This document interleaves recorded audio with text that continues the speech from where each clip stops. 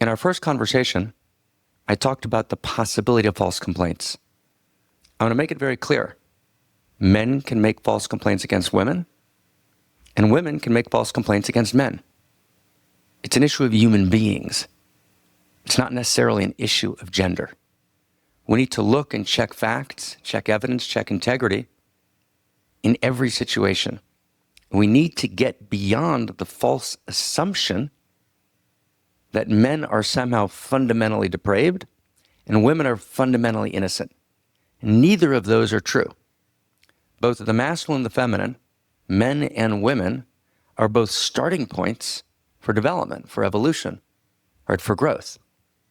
Both men and women have light and have what we call in psychology shadow, untransformed wound, negativity, flaws. And so we need to recognize there's masculine shadow and there's feminine shadow. And it's only then we can begin to have a conversation that revolves around justice. The entire point of the American way, what we fought war after war for, right? Millions of Americans, millions of human beings all across the world died for the sake of the core principles of justice, which are based on fair process, presumption of innocence. Blackstone, the great English juror, said, better 10 guilty men go free than one guilty man be hung. Jefferson said, better 100 guilty men go free than one guilty man be hung. And we're not just talking about judicial process, right? The actual moment in which we separate out hysteria and public hysteria from the fair process of checking information, right, is what defines democracy. How we gather information is who we are. And that's absolutely critical. Now let's understand, for many, many, many years, women's complaints weren't taken seriously. And that was a tragedy. There weren't even any laws against sexual harassment, which was an absolute travesty. We've corrected that. We've evolved love and evolved consciousness.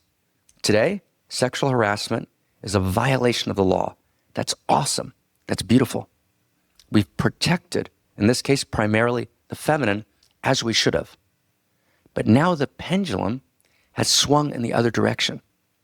Just like when men had power for some men corrupted, and men used their power to violate boundaries and sexually harass, now that women are so often virtually automatically believed when they make complaints, the feminine, women have a new form of power. And just like power corrupted some men, power naturally corrupts some women. And so there are some women who make false complaints. False complaints are devastating. False complaints are a form of what the early feminists referred to as name rape. Very powerful.